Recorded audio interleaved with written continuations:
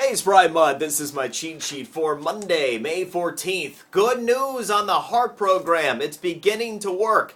Remember last November when this thing was first announced and I first mentioned it to you? I said somewhere down the line, this has the potential to be really big for people in our area in particular. Not necessarily for huge parts around the country, but given the most affected areas, this had a real chance of being a success. Well, finally, after much consternation and many months, most lenders are on board, and I've got personal experience to be able to share with you now that the HARP program is moving forward.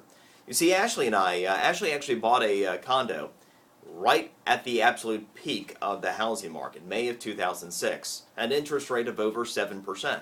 Now, we had lost so much money on it that we didn't want to turn around and sell it and take the huge hit on selling it, so we rented it out, and we have for years now. Only we take a huge hit every month, even with the price we can rent it out at.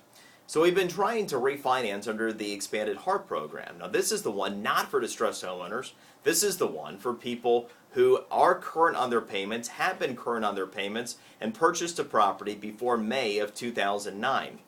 The only caveat is that it has to be backed by Fannie Mae or Freddie Mac. If those conditions are met, there's a reasonable chance that you can participate in the HARP program. You have to be current on your payments. You could have only missed up to one payment over the previous 13 months. But if this is you, and you otherwise can prove that you meet the minimum requirements to continue to make the payments going forward, whether it's a primary home, second home, or investment property, the HARP program is moving forward. I have the complete information about eligibility requirements, the link that's on my physical cheat sheet today. So this is the one for people that aren't in distress, that have been current, and are looking to be able to participate with a lower interest rate, a lower mortgage rate at today's prices.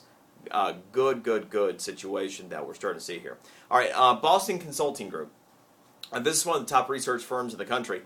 They just had their consumer confidence reading that they took from Friday through the weekend, and survey says not good. More evidence. Remember, consumer spending generally accounts for 70% of the U.S. economy, and in the first quarter of this year, it accounted for 92% of it. Well, going forward for the next 12 months, 46% of us say we're going to spend less money.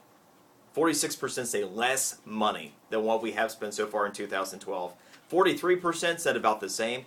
Only 11% say they're going to spend more. So if you're looking for an indication as to where the growth in the economy is going to come from, as I was stating in the first quarter, it's not sustainable at 92%, so you can't expect us to keep up at that pace. That's why my projections, remember I had been at 2.3% economic growth in the first quarter. It came in at 2.2%. I've been projecting 1.6% for the quarter we're currently in, the second quarter, because we can't keep spending the way we had to support the economy earlier in the year. And this research from the Boston Consulting Group kind of bears that out going forward. Next generation iOS. This is interesting. They're going to drop Google Maps. Like on your iPhone or your iPad, the standard map feature on there is Google Maps, and it has been since the first generation in 2007.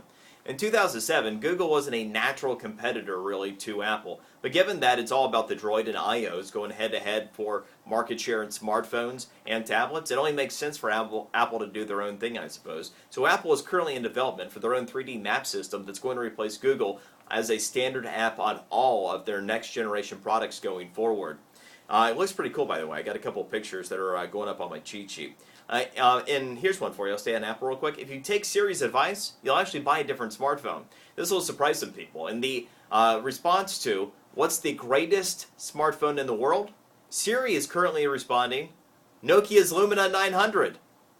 Interesting, right? Now this is the smartphone put out recently by Nokia that is a Windows-backed platform that actually is doing well. It's the second best seller right now at AT&T, having passed all Droid devices. It's second only to the one that contains Siri, the iPhone 4S, ironically enough. No word as to if Apple is going to change some of the configurations so that its own phone doesn't tell people to go somewhere else for a better phone. But interesting nevertheless. All right, plenty of other great stories. It's on my physical cheat sheet today. Go check it out. Enjoy your day. See you tomorrow.